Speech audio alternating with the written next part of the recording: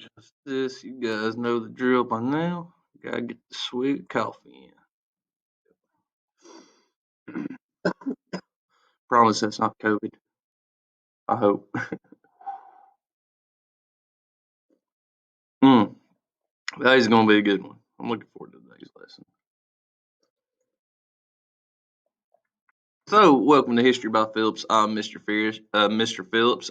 This has been uh, what lecture series is this? This is the Jefferson Era lecture series. Last video we looked at the Louisiana Purchase and how America pretty much doubled its size overnight.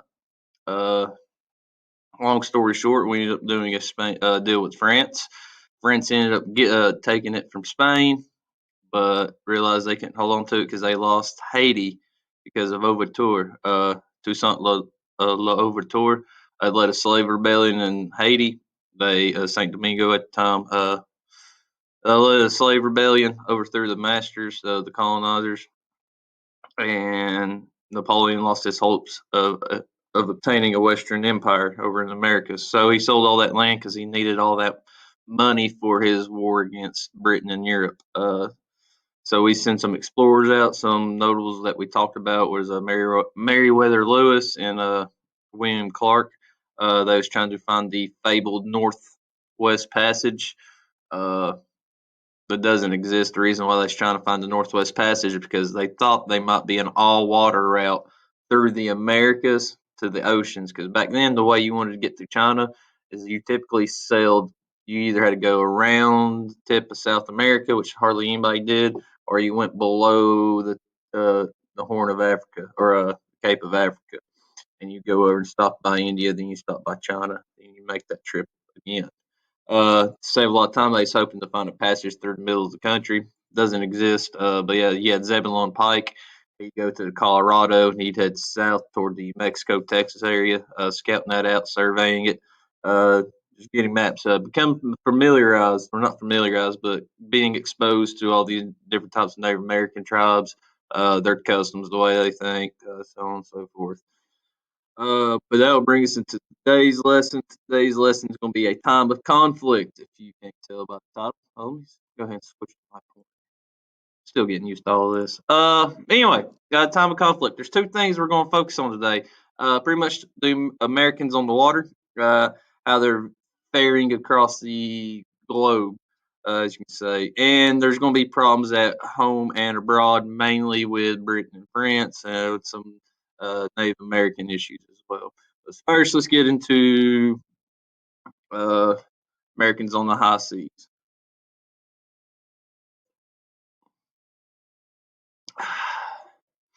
So, early 1800, there was this boat called the Empress of China. It got everybody hooked on Chinese goods. They brought back like honeys, tea, silk, porcelain, exotic types of gunpowder, you name it. But all these goods came to the United States in late 1790s, early 1800s. Uh, Everybody's wanting to go to China to get all these goods because these are very valuable. Everybody's wanting it. Plus, you have Britain and France. They're at war again. They declared war on each other in like 1803. Uh, so basically, they're not going to be on the open ocean trading. They're going to be focused on that war. So this leaves a great opportunity for Americans to take over this market. While Britain and France are fighting, this will leave America open to pretty much not rule the ocean, but be able to trade willy nilly without anybody. As a result, you see by 1800, you got close to 1,000 American merchant ships. Now these ships are going all over Africa, Europe, China, India. They're going everywhere trying to make a dollar because that's what most folks are doing. They try to make a dollar. So because of Britain and France fighting, the U.S. is able to pretty much have open access to the ocean and trade with whoever they please. Starting getting some goods from China, very highly sought after. Historically, China's had some goods people's always wanted, going all the way back to the Silk Road. You name it, but they've always had goods others wanted. Others being like Europeans, Africans, Americans. Well, I digress. But basically, the Empress of China comes back late 1790s, might be 1799 or so. This boat comes back full of Chinese goods, gets everybody hooked on China goods. Britain and France at war, leaves America open to take over. But there's always going to be some issues. There's some pirates. We refer to them as Barbary Pirates. They come from the northern states of Africa, uh, modern day Morocco, Algeria, Tanzania, Tripoli. You may have heard of Tripoli here in recent news, and sometimes part of Egypt. There's 5 of these countries. But yeah, so basically, when American merchant ships are coming through here trying to sell or start doing trading, pirates from the north coast of Africa they come through and pretty much stop people. It's kind of think of it like a troll on a bridge. Like, hey, you're not getting through here unless you pay us a little bit of money. Think of it like bully money or something like that. Bullies taking your lunch money. Now, for the most part, historically, Britain, France, and all these European countries are like, okay, whatever. Here's some money. Leave me alone, because they typically found that easier than having to resist and having to go down there and reclaim their boat, and it's just easier to pay them off and go about your business. Well, that's just not America. America just don't deal with that. Nope, we just nope, we ain't paying nobody nothing. So these pirates they stop a couple American ships. What you call it? They take a couple American ships, or not. Pardon me. My bad. So yeah, Americans are like no. So American merchants are coming through here, and these Barbary pirates are stopping them. They demand money. The U.S. says no, so they start attacking these boats. Start taking these sailors, so on and so forth. I think in 1801, Tripoli, down here. They told wrote Thomas Jefferson's like, hey, uh, give us some money and we'll stop. Thomas Jefferson said no, he's going to retaliate. So he retaliated, sent the Navy over. Basically, what happened though is the U.S. Philadelphia, as you can see here, ends up getting captured by the Barbary Pirates. They bring it back to the port. There was an American sailor named Stephen Decatur. He ended up sneaking into this port and burning it. That way, the pirates don't have it in their arsenal. Uh, Basically, hostilities was stopped in 1805 because Americans they finally catch the drift, learn from their European cousins here. It's just a lot easier to pay these folks than having to go to war. Plus, they're an ocean away; it's going to be costly. So it basically pays them about $60,000, and Tripoli will leave us alone. But that doesn't stop these other North African pirates. They're There's many of them, kind of like how we think of Native Americans. There's many tribes. There's many of these types of pirates here. Those raids won't stop till about 1816, 1817. Uh, yeah, those are problems with North Africa and the Barbary Pirates. Moving on. Oh yeah, so time conflict. So U.S. is trading with Europe in the early 1800s. Remember, Britain and France are at war with each other. So we're trading with both of them. We're not wanting to show favoritism. It's like, hey, we're not taking sides. Uh, well, since Britain and war at France, they're going to blockade each other. Now, remember, a blockade is pretty much all you're doing is surrounding a country. That way, no ships can get in or out. If ships can't get in and out, you have effectively cut off their trade. If you cut off a country's trade, they start losing money. Everybody starts losing money, goes on unemployment, inflation. People get poor. It's just bad when people start going into poverty. So these two countries are doing that to each other. You got France, they're blockading the little island of Britain. Nobody's trading with them. And you got Britain blockading the north coast of France. Ain't nobody getting in there with them. So this hurts the U.S. We can't make money because these are the two biggest European economic powers there is. We need to trade with these folks to make money, but since they're stopping that, we can't do it. It's just causing issues. Meanwhile, while they're blockading us, both sides, Britain and France, they're taking American boats, they're taking sailors, so on and so forth. But Britain's doing that quite a bit, very blatant. So America, they've been doing this since the American Revolution. They capture these American boats, they take these sailors and put them in the British Navy. The reason why they need to do that because the British Navy at the time, yes, they're big, bad, whatever, but the living conditions were horrible. A lot of British sailors would end up deserting. They just couldn't. It's just a rough lifestyle. So you have these British boats. They stop these Americans. Like, hey, you used to be in the British Navy. Here you go. Force them into the Navy. We call that impressing. It's impressment of American sailors. It's usually a $2 word you hear. You probably see that on your TCAP test. Impressment of American sailors. One key act, one notable instance of this was the Leopard versus the Chesapeake in 1807. So Britain, they're desperate. They're basically sitting right off the coast of Virginia here. Uh, they're sitting right off the coast. And the Chesapeake comes out. They attack the Chesapeake. Uh, well, first they ask the Chesapeake, "Hey, surrender, blah blah blah, or we'll sink your boat." The Chesapeake crew they refused to surrender. They didn't want to get on the British boat or whatever, and they ended up attacking the Chesapeake. They ended up crippling. They didn't sink it, but it crippled it pretty bad. Took it a while to get back to harbor. But 3 Americans ended up dying in that act. And this just happened right off the coast of Virginia, pretty much right off the coast of Washington, D.C., our nation's capital. This is just blatant act of disrespect. Infuriated Americans. A lot of Americans at the time were, we want to go to war.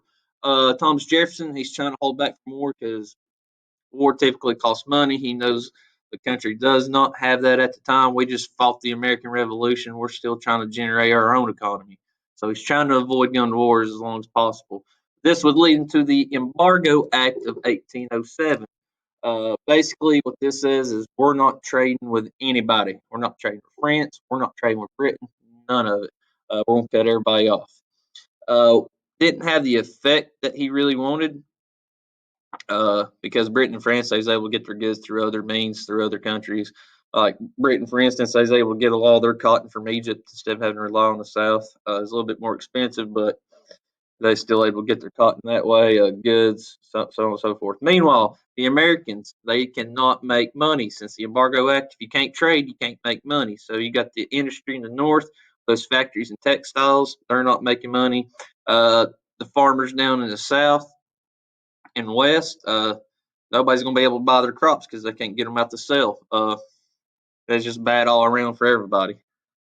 But Thomas Jefferson he ended up finishing his second term in 1808. So he's president from pretty much 1800 to 1808. His successor would be James Madison. He's another Democratic Republican. He would run against Charles Pinckney. If you don't remember Charles Pinckney, a couple lessons ago we talked about the Pinckney's Treaty and how we got parts of what was it, Mississippi and Georgia from Spain. Anyways, pretty much Democrat Republican versus the Federalists. If you don't remember, Federalists are falling apart. They shoot each other between Byrd and Hamilton, yada yada yada. But anyways, Madison wins, beats Charles Pinckney by a landslide. Uh, so you still have the Democratic Republicans holding control. So typically, Democratic Republicans are Southern, Westerners. Typically favor war. They favor states right, and they prefer agriculture. Meanwhile, you still have this little division. You'll see it start becoming prominent as we talk about the U.S. history. The Federalists went in favor of strong government, typically found in New England. Uh, but yeah, you'll start seeing this split more and more, especially along the Mason-Dixon line.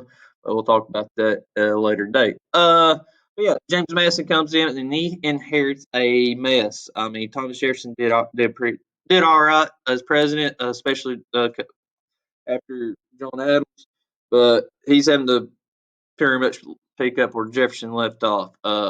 War's going to happen with Britain more than likely here soon. Plus, he's got the embargo crisis. Everybody's poor. Nobody's making money. We can't trade with anybody. And we're going to have Native American issues as always. Uh, so, talking about the Native American issues, Americans want to go with Britain or France. Who cares at this point? There's going to be a group in the Republican Party known as the Warhawks. So basically, these guys just want to go to war. They don't care who it is. They just want to go to war. Uh, you have Henry Clay of Kentucky. He typically represents the West. When I say the West at this time, I'm talking about like Kentucky, Tennessee, some parts of North Carolina, parts of the Northwest Territory. And then you got John C. Calhoun. He represents the South. So you get like Georgia, South Carolina, parts of North Carolina, Mississippi when it starts becoming organized. Folks like that. But basically, these Democratic Republicans, these Southerners, and these Westerners, they're just wanting to go war with anybody. Britain's been messing with us, France has been messing with us, and now we got Indians in Ohio acting up. So here's what's going on in the Ohio region. Uh, you got Tecumseh, I can't ever say his name. They call him the Prophet, and his brother Tecumseh. Uh, they're tired of the Americans coming over. They already had to give up the Ohio River Valley for the most part. But Americans, they took that land and they keep coming over onto their land. Now, Americans don't typically care, like, whatever we gonna do about it. But there's treaties signed here saying they can't do this. They're breaking the law. So these Indians, they still have good contacts with British. By good contacts, I'm referring to the British. They're still up in Canada, colonizing Canada. So they're in contact with them. It's like, hey, we might need some help fighting these folks. We know you're having issues with them again. Uh, Talk about let's go to war again, maybe. So Britain, they start secretly supplying these Indians, this Confederacy. It'd be like Indiana, like north central Indiana. Start supplying them in that region. Uh, so what? I can't. The prophet. People call this guy the prophet. Forgive me, my hillbilly enunciation can't do it right. Then come, whatever. Anyways, they're gonna start leading a uprising in Tippecanoe, Indiana. Tippecanoe, they'll be part of one of the first political campaign slogans. Tippecanoe and Tyler too, talking about William Henry Harrison. Interesting fact about him, might be one of the worst presidents we've ever had. He did three things. He got elected, he gave a speech, and died. We'll talk about that when we get closer to 1841. Anyway, I digress. But basically, William Henry Harrison, he's the governor of this region at the time. He sends a letter to the prophet.